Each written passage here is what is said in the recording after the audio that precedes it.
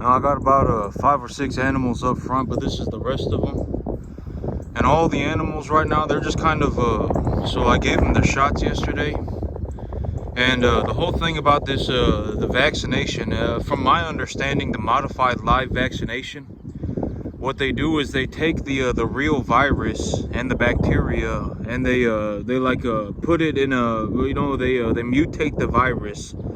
I think they do that by putting it in like a rabbit or something, or I'm not exactly sure, but they mutate the virus so that it doesn't cause the infection, but it does cause the infection, or something like that. And then the animals, they get the infection, but they don't get the infection, and they create the antibodies. And also, it's some wonky thing. So when you give the animals a modified live vaccination, and also a modified live, and also the Covaxin 8. I gave them a shot of Covaxin 8. I gave them all a shot. Now, I didn't just give the little calves a shot. I gave all of them a shot of the vaccinations, and the Covaxin 8 and the modified live. It actually causes them to have the infection, and it will raise their body temperature, and they'll kind of not feel good for like a week. And so after about 2 weeks, they effectively have the immunity. And so the animals, I can actually tell that they're not really feeling that good. And I figured that it might be because of the vaccination. They're just standing here. They should be out walking around on the grass or running around and stuff, but they've all just been kind of, they're all laying around. Even the 6 animals in the front, the 5, 6, 7 animals that I have in the front, they're just laying around. They're not really grazing. They're kind of lethargic. And so I gave them the shots yesterday. But if you take a look at these animals right here, this animal right here, these are the 2 animals, the one behind this one, those are the 2 animals that I was saying yesterday. They're actually probably over 650. They may even be over 700. I was taking a look at them yesterday when I was giving them their shots. And they're probably somewhere around 700, 725 already. If y'all want to take a look at them. And this animal right here, I got him just about 4 weeks ago now, right? It's the 1st of April, and I bought him on the 3rd of March. So I got him 29 days ago, and when I bought him, he was 645 pounds. And I would say that he probably weighs 700, 750. And so and then you can take a look at the other 2. They're not too much smaller than him. They may even be about the same size as him, right? Because he's kind of thin. And so the 3 of them may actually more or less be at about 750 already. And so 725, 750, something like that. And I got a lot of rain coming in this week. The Weather Channel changed it up on me, and I got a lot of rain coming in this week. And so I'm not going to be taking any animals to market next week. I probably won't be able to because I got so much mud. And so I got all these animals a shot. They're all kind of looking wonky. They're all kind of looking like they're lethargic. They're all looking like they're sick. And and from my understanding, this whole thing about vaccinations is that you really don't want to give animals, from my understanding. But I mean, at the end of the day, ask your veterinarian. I'm not an animal doctor. Just from what I have seen, you really don't want to, it really depends, right? Because if you got a whole, if you went and you bought a whole bunch of 500-pound animals, if you went and bought a whole bunch of 400-pound animals, chances are, whatever, they're going to eat and they're not going to freak out too bad, right? But I mean, take a look at some of my animals, right? I mean, that animal right there, probably 250 pounds, right? When they're this small, I got another one right there, probably, maybe 300 pounds, right? And a lot of my animals are very small, right? I got a lot of very small animals, and when they're that young, they're gonna freak out real bad. All right, they're gonna freak out real bad when you buy them and you bring them onto another farm. They're gonna freak out real bad. I bought a 500-pound heifer yesterday, and she just don't care. I mean, she's like, oh, it don't matter, right? I mean, she's over there laying down in the grass. I can actually see her head over here. She's laying down in the grass, and she doesn't really care. You know, but if they're 500 pounds, they're probably not. But I mean, if they're 200 pounds, 200-pound cattle, you know, they're very, very, very, very, very difficult. All right, you have to understand what you're doing with them. And in all honesty, I would not suggest, you know, well, I mean, but at the end, you do whatever you want. You know, I'm not going to suggest anything. Do whatever you want. You know, if you want to go and figure it out, you know, just understand that it's going to be very difficult. If you bought a 350-pound animal, the amount of difficulty that you would, you know, that you would have to face would be like 10%. When you go to like a 200-pound animal, it is legitimately like 10 times harder.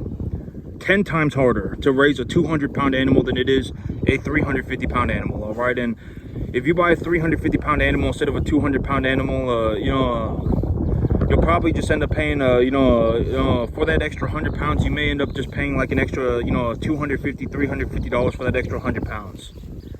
But you're gonna have a lot less difficulty. It's gonna be substantially easier. And you know, it's like if you buy a, you know, if you buy a 350-pound animal for whatever, $1,300, $1,400, right? And you raise that animal to 800 pounds. I mean, you can still make whatever. I mean, you can still make $500, $700 on that animal. I mean, you know, I would focus more on growing the grass. That's the thing. You know, it's like my whole situation with this thing was that if I did not grow grass like this, I could not. You know, the cattle business would not make sense. All right, you know, I'll show you all my grass. So y'all can definitely see the flag leaves coming out of the ground now, right? Yeah, I mean, they're very easy to see now. I got flag leaves all over the place. You can see them just sticking up out of the ground. But if I did not grow grass like this, the cattle business would not make sense. You know, because if I have to put them on a total, if I have to put them on a total mixed ration all the time, you know, in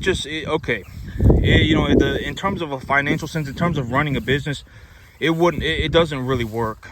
All right, and I talked about this in terms of the broader idea, right? The whole thing about being a cattle feeder is that a lot of these cattle feeders, I mean, they make like $25, $50 an animal. You know, when I take a look at my balance sheet, I make about I make somewhere between $700, $800 an animal. All right, and I condition them very quickly. I put a lot of weight on them very fast. You know, and I do very well. All right, I make somewhere between $700 and $800 per animal net profit. All right, you know, and a lot of these cattle feeders, if you actually go and take a look at like a legitimate cattle feeder, like that's what they do, they feed cattle, they make like $25, $50 an animal. And that's not, you know, why would I be in a business if I'm going to make $25 to $50 an animal and it's going to take me 3 months to raise that animal, 4 months to raise that animal, right? Why would I do that? Right, you know, but me, I make almost $700, $800 an animal, maybe even a little bit more. And, you know, I got this whole, the whole thing with the grass, right? I'm going to bale it, right? You know, I'm looking to bale the grass. And if I bale the grass and I sell the hay, then I may even be able to take my expenses even lower. You know, if anything, if you know, and I've been talking about this, but in terms of the overall financials, my financials are skyrocketing upwards, legitimately skyrocketing. All right, you know, I am very, very, very far in the net positive, and it's like every day that goes by, it just continues to go even higher, legitimately. All right, you know, I am skyrocketing upwards in terms of my financials. And I talked about this in terms of money, and my whole thing about money is that, you know, you're going to see this all the time, right? You know, you're going to see this all the time. And I'm just going to give you my whole shebang about it. My whole thing about it is that I've already decided that I'm going to make money. I've already decided I will make money. I'm not going to be wishy-washy about it. A lot of people are wishy-washy about money. You'll actually see this. It's very, you know, but me, I've already decided I'm going to make money. All right, you know, am I going to sell my soul to the devil for money? No, I'm not. But I'm going to make money. I've already decided that I'm not going to be poor, right? I've already decided I'm not going to be poor. There's no reason to be poor. Being poor doesn't do anything for anybody. Why, you know, why be poor, right? And so, you know, the whole thing about me, but you'll see this. A lot of people are wishy-washy about money. They'll say money doesn't do anything. They'll say whatever about money. And then they'll go, oh, well, money doesn't do anything. And, you know, and all this nonsense. And then at the end of the month, they'll have no money. And then they'll go, oh, my God, well, if I just had a little bit more money. right? And then it turns into like the negative feedback death loop of, oh my god, they're wishy-washy all the time, right? Oh well, I'm gonna say I want money, oh but I don't want money, oh I want money but I don't want money, and oh well, money's not gonna do anything, oh man, but if I had a couple $100 then I could do it, and all sorts of nonsense. All right, and I already talked about this in terms of reality sense. The money's not gonna do anything, because here's the thing. I am actually growing my business. I'm actually growing my business, and my expenses are going down.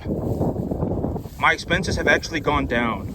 I would actually say that my business costs about $1,000 a month to run right now, and it cost me about $1,500. About 2 months ago, it cost me about $1,500, and right now it costs me about $1,000. And by July when I bale the grass, if I sell the hay and I make even a small bit of profit on that hay, my expenses will borderline maybe even get cut in half. My expenses may even get cut in half, maybe even more. And my expenses are going downwards, and my results are actually improving. All right, my financials are going up, they're skyrocketing. All right, and I was talking about this, and I was talking about this in terms of my net profit. I told my mama I was making about $4,000 a month. In all honesty, I was taking a look at it yesterday. In all honesty, I actually think I'm making somewhere between $7,000 and $10,000. That's what I think that's what I legitimately would, when I take a look at the whole thing, I would say that I am netting a positive. Not that this is not my salary. All right, I'm not talking about I bring home $7,000 to $10,000 a month. I'm talking about net profit. I am netting a profit of about $7,000 to $10,000 a month right now. And what am I doing with the money? Well, I'm gonna grow my business. I'm growing my business with the money. Here within about 2 weeks, I will be selling these 3 animals. And when I sell these 3 animals, I will probably make enough money to buy about 7. All right, that's another way to look at it. I mean, because the whole thing about the deal that I made, right? Why did I structure my business deal this way? It's very easy to see where my money is at, because the cattle belong to me, right? I pay out a portion of the earnings as a dividend, and then I reinvest a large portion of the rest of the money, right? That's the big idea of the deal. And so, but the cattle, the equity in the cattle, that is my money. And so if my herd is growing, then I am making more money, right? And if my herd is growing in numbers and in size, then I'm actually making, I'm making money on the size and on the increase, on the number increase of the animal. And I'm actually, I'm just going to be honest about it. When I take a look at it, I would say that I'm actually netting a positive as of right now. And I don't know if these conditions are going to last forever, but if I bale hay in July and I sell that hay and I make whatever $10, $15, $20 a bale on it, that will help reduce my expenses in July when I can't grow any more grass. And then I can whatever with the money, right? Buy grain, whatever it is that I want to do, right? And so I'm not sure exactly what my balance sheet is going to look like in July, but as of right this moment, not even it's not an opinion. I'm telling you, as of right this moment, and from the utmost honesty and sincerity that I can present and I can give you, me just being honest about it, I would say that I am net positive about $10,000 a month. Net positive. That's how much money I have left over. I pay for everything. I buy everything that I need. I legitimately pay for everything, and I still have about $10,000 a month left over. That's what I see. That's what I got going on right now. And what am I going to do with the money? What am I doing with the money? I'm putting the money back into my business. All right, I'll grow my cattle herd. I'll buy more animals, right? I have 35 animals right now, and within 2 weeks, I will have I will have 39. I will probably sell 3 and buy 7. So if I go from 35 animals to 39 animals, that will effectively, you know, grow my business by about 12%, 10% over just the next 2 weeks.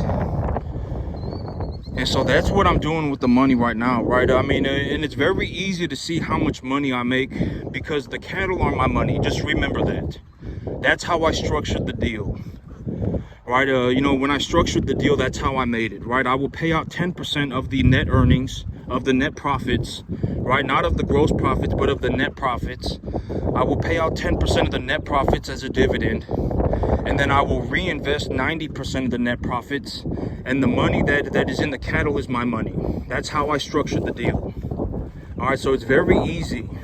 It's very easy, right? I mean, the cattle belong to me. That's more or less the entire deal. All right, the cattle belong to me. That's more or less the money in the cattle is mine. That's the deal, right? And you know, what am I gonna do with the money? What's the big idea with the money? You know, the big idea with the money, you know, I actually walked right by the small animals, but y'all can actually see they're just laying down in the field over there. You know, they're not feeling real good, and you know, they'll probably snap out of it here in about a week. But that's the big idea with the money. And here's the thing about money, you know, and I'm not bragging about it. Let's just be honest about it. The thing about money is that, you know, it's very difficult to make money. Very difficult. All right, you know, it's not easier for me to make money. All right, you know, it's not easier. You know, and I talked about this in terms of a realistic sense. When you take a look at what I'm doing, you know, I actually read a government level cattle study. Legitimately, it was like a government funded study, and it was like 5 PhDs working together. All right, it was legitimately like 5 PhDs working together, and their results were effectively just about as good as mine. More or less, they were effectively just about as good as mine. And in all honesty, and I'm not looking to float my own boat, I'm not looking to whatever about this whole, you know, my results as of right now may actually be better than theirs in a lot of ways, right? Because, okay, you know, if you have animals in a confinement barn, if you have animals in a barn and you're feeding them, you know, that in itself costs substantially more, unbelievably more money than just growing grass and putting the animals on it. You know, the whole thing about growing grass is that I don't have to harvest the grass or anything. I just grow it and then I put the animals on the grass. All right, that's what I do. I don't have a combine. I have one tractor. That's it. That tractor does everything. I plant the grass and then I put the animals on it. And when I do that, you know, the animals just eat it. And you see this Charolais animal right here, I'm actually thinking I may take him over to the lease property too, because if I take him over to the lease property and then I sell the biggest 3 animals, the rest of the animals will kind of be about the same weight. And then I could just sell all the animals at once. You know, because the animals on the lease property, I'm gonna sell them all at once. I'm thinking about selling them all at once. Do I really want to do that? I'll have to think about it. Because if I sell 18 animals at the same time, all right, or you know, 15 animals at the same time. If I sell 15 animals at the same time, I will have to precondition like 35 cattle at the same time. All right, 35 cattle at the same time, and I don't really want to precondition 35 cattle at the same time. You know, not here. I mean, you know, when I buy a bigger field, you know, I'll buy myself a bigger field. You know, and I set up a better preconditioning system, a larger preconditioning system. You know, then sure, I can precondition 35 cattle at the same time. I can even precondition 70 at the same time. Granted that I have the preconditioning pens in place, right? I have the right infrastructure in place. I can precondition more animals at the same time. I'm just not going to do it here, all right? And so I'm like, you know, maybe I'll take that Charolais animal over to the lease property. And if I take that Charolais animal over to the lease property, the rest of these animals are roughly going to have the same average weight. So I could just take them all to the sale barn at the same time. You know, you know, when you take a look at my situation, all right, and it doesn't matter which way you want to cut the pie, you can cut the pie whichever way you want. All right, you know, I have, you know, in all sincerity, just being completely straightforward about it, I have legitimately read government papers. It was a government level study, and it was multiple PhDs working together. And my, and I'm not looking to float my own boat, and I'm not looking to whatever about it, but my results may actually be better than theirs as of now. My results might actually be better than theirs in some fashion, in some ways. In terms of money, probably, right? I mean, if you put 5 PhDs together, and this is also why I say, me, I don't, the whole thing about this thing is that, like, if you have 5 people working together, and then you got this little project that you're doing, all 5 people are going to need to get paid, right? All 5 people need to get paid. One of the big advantages of me, one of the big advantages that I have is that I work by myself. I legitimately do all of this more or less by myself. The business planning, the business structure, the growing the grass, bringing home the animals, raising the animals. I effectively do all of it by myself. All of it. Legitimately all of it. If I don't do it, it doesn't get done. Legitimately. And, and I'm the only person that I need to pay. All right, and my whole thing about, it's like, why would I hire a bum, right? It's like, a lot of people are actually a net negative. And it's like, who would I hire? Maybe I'd hire a veterinarian. All right, maybe I'd hire, I'm looking to hire an accountant. All right, but that's the whole thing, and I'm not, whatever, but, it's like, why would I hire a bum? Right? I mean, why would I do that, right? I mean, but I work by myself. I legitimately do effectively all of this by myself. Everything, right? The business structure, the deals, growing the grass, running the cattle, bringing the, choosing the animals and running the cattle, and, and paying and budgeting for the animals and everything. I do it all by myself. Honest to God, I don't have some AI program or nothing. I legitimately do it by myself. All right, I live where I work, and I work on this thing 7 days a week. And, and the thing about this whole situation, and, it doesn't matter however which way you want to cut the pie. All right, it doesn't matter however which way you want to cut the pie. I mean, I have legitimately read government level studies where it was like 5 PhDs working together and probably like 25 interns. It probably was. I mean, these PhDs, they all got interns and they're all running around and, everyone's, whatever. And, and my results may actually be better than theirs as of right, in some ways. And I talked about this, one of the things that the feed yards do that I don't do is like, they really got their feed dialed in. That's one thing that feed yards do very well, but I don't really want to do that. Because, okay, if I have to test feed all the time and I have to, and I have to constantly rely on the commodity markets, and I have to have all of this machinery, a feed mixer and all of this stuff, I'm not going to make any money. I will legitimately end up in a situation where I end up like a feed yard. I make $25, $50 an animal. On this farm, what you're looking at, this farm, I make close to $700 to $800 an animal. Net profit. I make, sometimes it's even a little bit more. All right, why would I do a business if it's going to make me $25 to $50 an animal, right? And, the whole thing about this is, you probably don't know it because, but at the end of the day,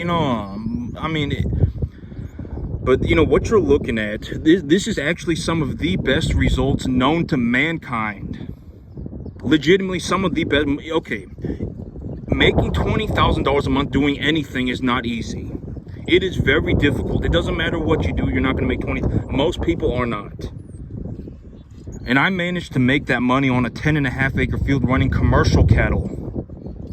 And I showed you how I did everything. I grow the grass. This is how I grow the grass. I run a business. This is how I run the business. I made this deal, and this is how I structured the deal. This is how much money I make. I even show you my checks. Right? I mean, most people cannot make $20,000 a month doing anything. And I managed to make that money on a 10.5 acre field running commercial cattle. This may legitimately be some of the best results known to all of man. Legitimately, and I'm not saying that to be arrogant about it. I am telling you that there is a very realistic possibility that is happening. This may be some of the best results that anyone has ever seen, ever, in terms of cattle farming. ever. And here's the thing, just to put things in perspective, I have not actually seen anybody even do 10%, honest to God. I have not to this day seen anybody do 10%. I have not seen it, not yet. Right, I haven't seen anybody even do 10%. Not even close. All right, legitimately, I have not seen it. And, you know, my whole thing about that is that there's no reason for that to be happening, right? And, you know, and when I show you how I do things and the things that I think about and, you know, and et cetera, you know, this is how I do it, you know, at least you're watching somebody who is, you know, financially very successful. I am in the very, very, very, very, very top percentiles of the entire U.S. economy. I legitimately, just from this cattle business produces me a net profit of about $10,000 a month. That's how much money I have left over after I've paid for everything. And my money is actually going up very quickly. Within the next 2.5 months, I would anticipate that I liquidate 18 animals and I buy 40. I would anticipate that something like that happens. Maybe I buy 35. To run my business for 2.5 months, it'll probably cost me $2,000. All right, you know, legitimately. And in July, when I bale the hay, you know, if that hay gets sold, I will make a profit, and then I can take that profit and buy grain, and that will keep my expenses low during July, August, when the weather is very hot and I'm not growing any grass. If I can't sell the hay, I will mix the hay with distiller grains and corn and probably some calcium bicarbonate. If I can get some calcium bicarbonate, you know, if the feed yards will mix some calcium bicarbonate into the distiller grains and corn mixture for me, then I will ask them to do that. And I will just feed the hay to my animals and mix it with the distiller grains and the corn.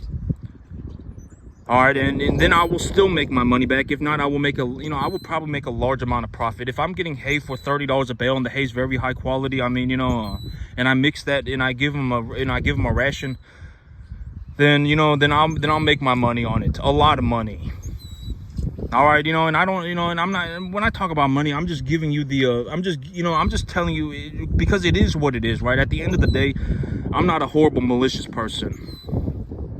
I'm not a horrible, malicious person. All right, you know, I make a large amount of money, and the amount of money that I'm making is actually going up, and it's going up very quickly. I would actually anticipate that I would anticipate that I increase the size of my business by 75%, 70%, 50 to 75% over the next 2.5 months. I will be liquidating 18 animals, and when I liquidate those 18 animals, I will probably make enough money to buy 40. Probably will. By the time July comes around, I will have hay. Probably will. All right, I'll just pay someone to bale it for me. I'll sell it for a profit, and if I cannot sell it, I will just mix it with distiller grains and corn and feed it to my animals. All right, and then I'll make my money back anyway. Right, I mean, you know, and I don't exactly know what the expenses for the summertime are going to be. You know, in the summertime and in the wintertime, my expenses are usually the highest, and my results are usually a little bit lower. You know, because okay, you know, like, you know, these cattle, you know, but granted that if I have my own hay and you know, and et cetera, then, you know, maybe it'll be different. You know, I've actually figured out that that if I mix a little bit of, you know, and I was reading into this, right, about the whole ration thing, but if I mix a little bit of calcium bicarbonate into the feed, I actually got a helicopter going by, give me a second. I'm talking about calcium bicarbonate, I'm not gonna forget. I got a little airplane going by, yeah, but, you know, calcium bicarbonate. I was actually reading that, you know, this whole, you know, because one of the rations that I use all the time is hay, corn, and distiller grains, right? And I was actually reading that if I put a little bit of calcium bicarbonate in the feed, it will stop them from having urinary calculi, because in terms of the total mixed ration, one of the big dangers about you know, if you're going to feed a lot of distiller grains, one of the big dangers is sulfur levels. But if you're going to feed a lot of corn and distiller grains, if you're going to mix, you know, I think that the corn to distiller grains ratio was like 3-to-1 or 2-to-1. If you do that, then you feed the other half of the diet as hay, the animals are going to be consuming a very large amount of phosphorus, and you know, and I believe it's phosphorus, and I'm pretty certain it's phosphorus. And when that happens, they will develop a health problem called urinary calculi. And so that's the big issue. But if you put a little bit of calcium bicarbonate in their feed and you boost their calcium levels, it will, because I've always said that in terms of feed, a 2-to-1 calcium phosphorus ratio is kind of like the optimal level, right? You really want to keep that calcium to phosphorus ratio at about 2-to-1. And if but the big problem with feeding distiller grains mixed with corn and hay, especially if you're gonna feed them at a level where you're producing like three pounds a day, like if you're legitimately going to look into like increasing the weight of your animal by 3 pounds a day, they may develop urinary calculi. All right, and so I'll ask the feed yard, will you mix a little bit of calcium bicarbonate into the feed for me? And if they do, I'll probably, whatever, right? Then it will solve that problem. But and I'm just gonna be honest about this whole situation. I'm just gonna be straightforward about it. At the end of the day, I'm being honest, and I'm not malicious, right? I'm not bragging about it, because the whole thing about me and money is that I make so much money running cattle that it doesn't even matter. It honestly doesn't. All right, I make so much money running cattle, it doesn't even matter. And the amount of money that I'm making is actually going up very quickly. I make a large amount of money. I may legitimately have some of the best results in the world by a long shot. I would say that I net profit somewhere between $700 and $800 per animal. All right, I do everything by myself. I run the business by myself. I started the business by myself. I run the cattle by myself. I go and buy the animals for myself. I do 98% of it by myself. I grow the grass by myself. I do the animal nutrition by myself. And when I say I do it by myself, I'm not really looking to take all the credit, because at the end of the day, you have to understand that I go on the, I read a lot.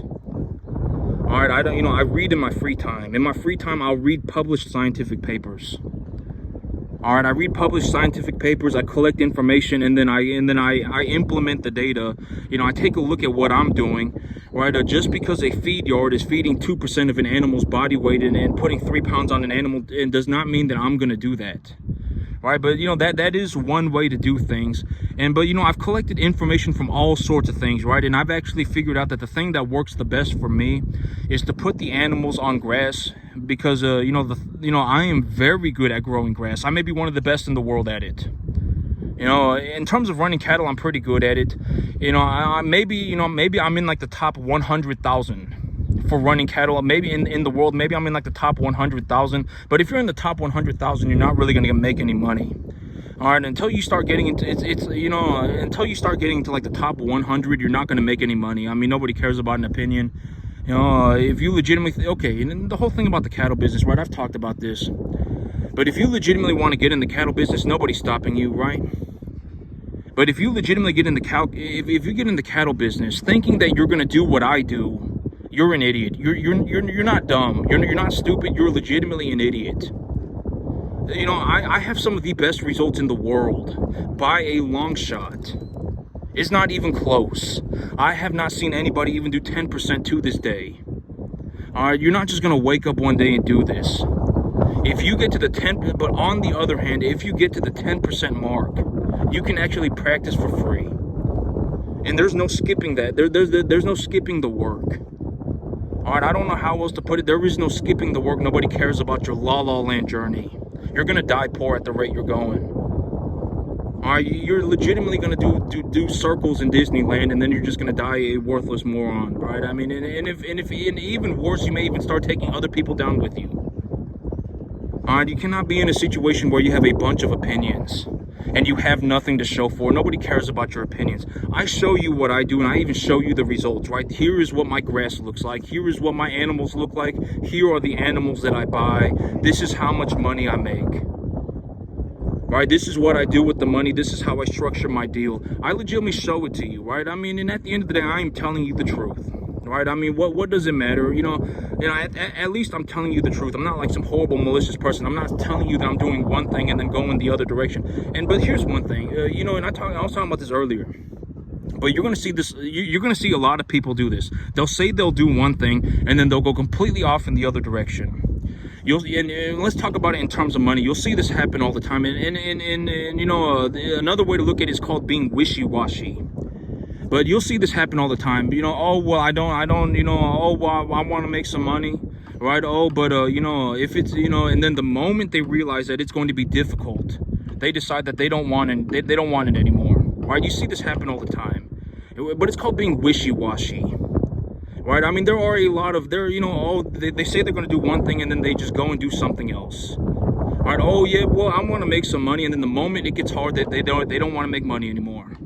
Oh, well, I don't want to make any more money, right? You'll see this happen too. Oh, I don't, you know, the money's not going to do anything, right? The money's not going to do anything. Oh, what would I do with more money? And then at the end of the month, they have nothing, right? Oh man, if I just had a little bit more money, then that would be great. You know, it's back and forth all the time, and it's called being wishy-washy. All right, you don't want to be, you know, and me, you know, and I'm not saying I'm a saint, right? I'm just saying, you know, when you take a look at my situation, I clearly stated I'm going to go and make myself some money. I'm going to make money. Why not? Right? You know, if it comes down to it, you know, whatever. I can give the money away to the mentally handicapped people. Right? I mean, you know, am I going to give money to some idiot that, you know, oh, you know, I don't have any money, and you know, and it's like, you know, why would I do that? You know, I'll give money to the mentally handicapped people if it comes down to it. Right? Because if you got to, you know, at the end of the day, you know, and I've talked about this in terms of money, most people don't have money problems. Most people don't have money problems. They have a long list of other problems, and it's manifesting itself as a money problem. Right? You're poor and you're proud of yourself. You have a bunch of opinions and you have nothing to show for it. I mean, you were born average, and you felt, and you're in, you know, you're effectively average, but you're in I fell out of heaven to 7 mode. And I talked about, you know, a lot. Almost everybody is born average. That's what average means. It means it's like a bell curve. It's not a flat line. Because if you thought, okay, think about the scale of 1 to 10. Do you legitimately think that 10% of the population of the earth is a 1, and 10% of the earth is a 2, and 10% of the earth is a 3, and 10% of the earth is a 4? That's not, and 10% of the world is a 1 and a 2 and a 3. Do you think that, does that make sense? It does not make sense, right? 90%, if not maybe even more, 93% are effectively between a 4.5 and a 5.5. Everybody. All right, and you know, maybe 3% are over a 5.5, and 3% are under a 4.5. All right, you know, chances are if you don't learn how to do something, you're not going to be able to do it. Chances are you're not smart enough to just, you know, have some you know, multi-million-dollar opinion. You probably don't. You're probably not looking at the earth right now and going, oh my God, I watched an apple fall out of the tree, and then I came up with I came up with this thing called a formula for this thing that I call gravity. You know, chances are you're not doing that. All right, you know, chances, you know, even me, I'm not doing stuff like that. Right? I mean, you know, and all of this stuff, you know, the stuff me, I did not just come up with this stuff on my own, right? I read a lot of books. I read a lot of books, and I work on this 7 days a week. I legitimately live where I work. All right, I was not born the world's greatest farmer. I was not born this way. All right, you know, this took a lot of time, and it took a lot of effort. All right, and you know, I don't know how else to put it. There is no skipping the work. Nobody cares about an opinion. All right, you know, okay, you know, and that's the whole thing about me, is that, you know, I'm in a situation right now with just with what I'm doing, just with my cattle ranch. I am producing a net positive of about $7,000 to $10,000 a month. Most people cannot make any money farming at all. Most people can't. Farming is very difficult. One of the hardest things that you could ever do, legitimately. And this is also what I mean by, you're probably not going to make it as a farmer. Probably not. You know, if you legitimately want to make it as a farmer, I mean, you know, I hope that you make it, and, you know, I give you the best information that I can. But farming is one of the hardest things that you could ever imagine. Ever. Legitimately, like, one of the hardest things. Nobody cares about your opinion, all right? You know, you're probably not going to make it as a farmer. Most people are not. All right, you know, and when you take a look at my results, you have to understand that this was not magically easier for me. And I legitimately have such good results that I outperformed just about the entire U.S. economy as an individual. In terms of individual earnings, I'm not talking about corporate earnings, I'm talking about individual earnings. The amount of money that I made doing this put me in the very top percentiles of the entire US economy for individual earners. I actually net profit about $10,000 a month. That's how much money I have left over every single month. It's somewhere about $10,000. That's how much money I have left over after I paid for everything. And the amount of money that I'm making is actually going up on a vertical line. I would actually anticipate that I grow the size of my business by 50 to 75% over the next 3 months. All right, and it's compounding. And I was talking about this. If you thought that I made a lot of money, if you are looking at my situation and you're going, oh my God, this guy makes a lot of money, you will legitimately crap your pants in the next 9 months. The amount of money, because that, the thing, and I'm just going to I'm being honest, I'm not a saint. But the thing is that I legitimately don't want things like Lamborghinis. I don't want a Lamborghini, all right?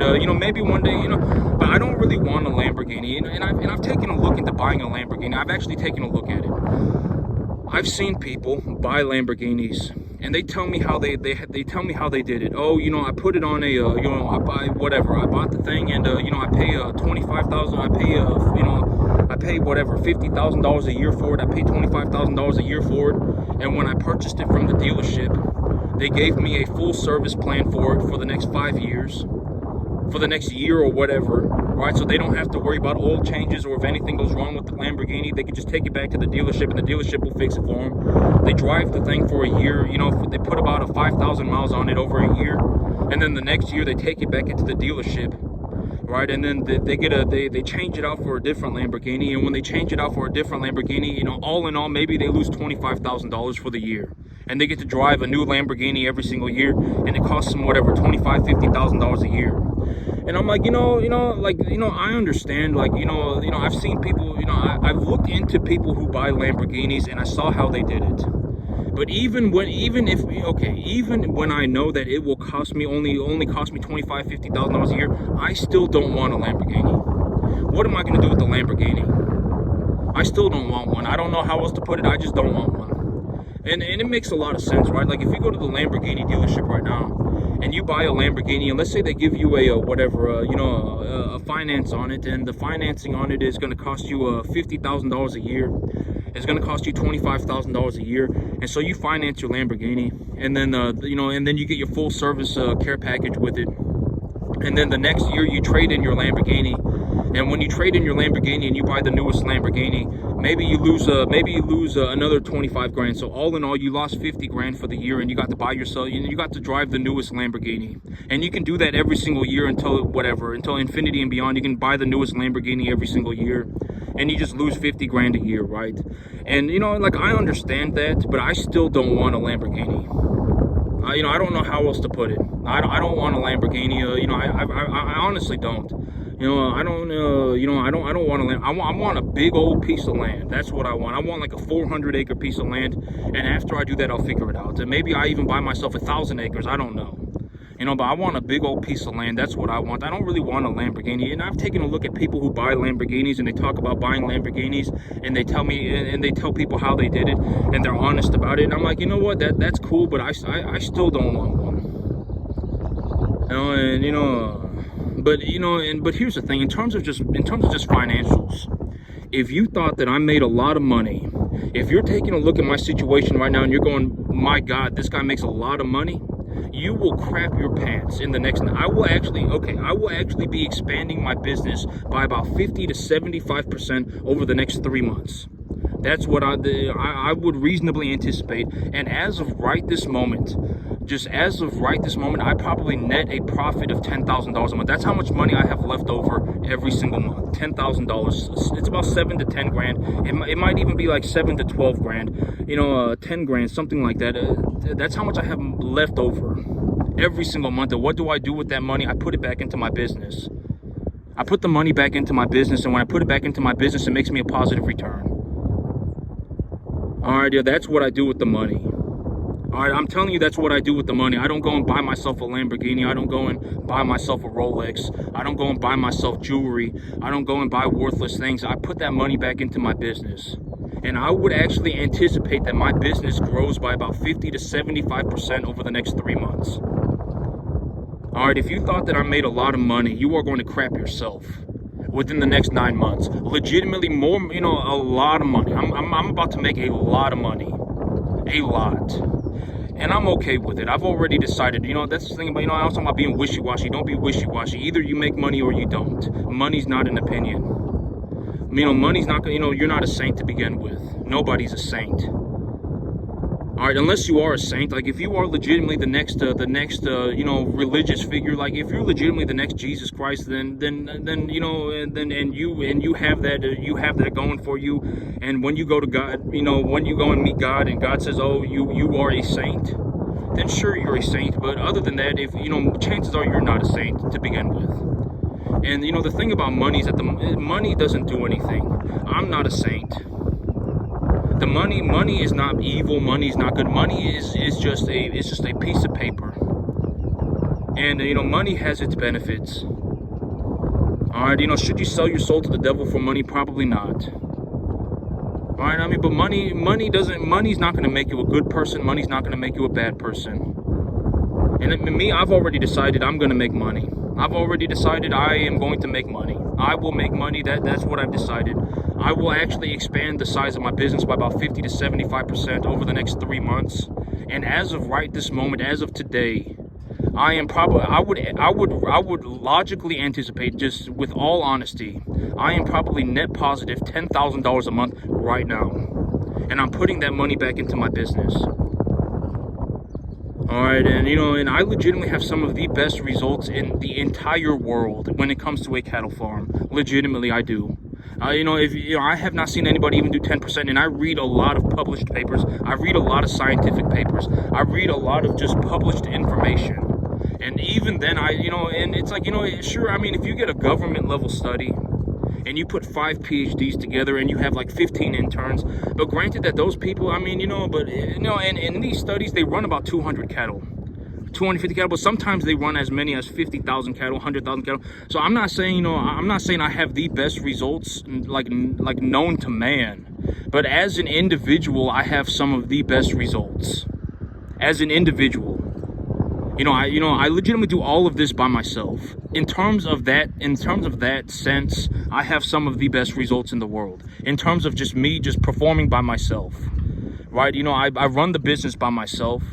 I run the cattle by myself. I grow the grass by myself. In terms of that sense, I have some of the best results in the world. In terms of just working alone by myself. And I've always said, and I was even saying this earlier in the video, I'm not really saying that I do everything by myself, because you have to understand that I read a lot too. All right, I did not come up with this stuff by myself. I read a lot. I read a lot of published information. And I am looking to hire an accountant and hire a veterinarian and et cetera, right? I am looking to hire things out, right? A veterinarian and an accountant. But I do a majority of everything by myself, 98% of it by myself. And even when I say I do it by myself, I'm not really saying I do it by myself. I read a lot of books, okay? I read a lot of books. I find a lot of good information. I did not just come up with all this stuff on my own. And that's it for me today, YouTube. Have a good one.